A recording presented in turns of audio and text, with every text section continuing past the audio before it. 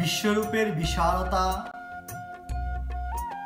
বিশ্বরূপের ভয়ঙ্কর তেজ প্রভা ইত্যাদি ইত্যাদি দেখে অর্জুন ভীত হয়েছিলেন।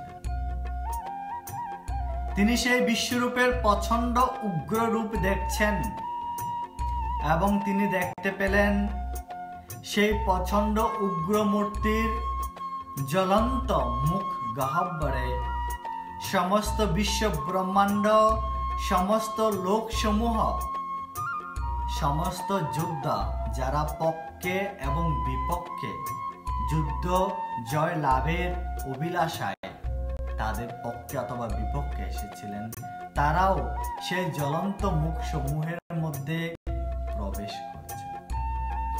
এমনকি তারা অতি দ্রুত বেগে প্রবেশ করছেন বলে তারা সেই করালের মতো দন্তে বাড়ি খেয়ে তাদের মাথা চূর্ণ বিচূর্ণ হয়ে যাচ্ছে। সেই বিশাল ভয়ঙ্কর মূর্তির এই রকম কৃতকর্ম দেখে অর্জুন করজোড়ে সেই মূর্তি অথবা বিশ্ব মূর্তির কাছে জিজ্ঞেস করছেন, হে উগ্র মূর্তি, তুমি কে? আমাকে বলো, আমি তোমাকে নমস্কার করছি, তুমি আমার প্রতি প্রসন্ন হও।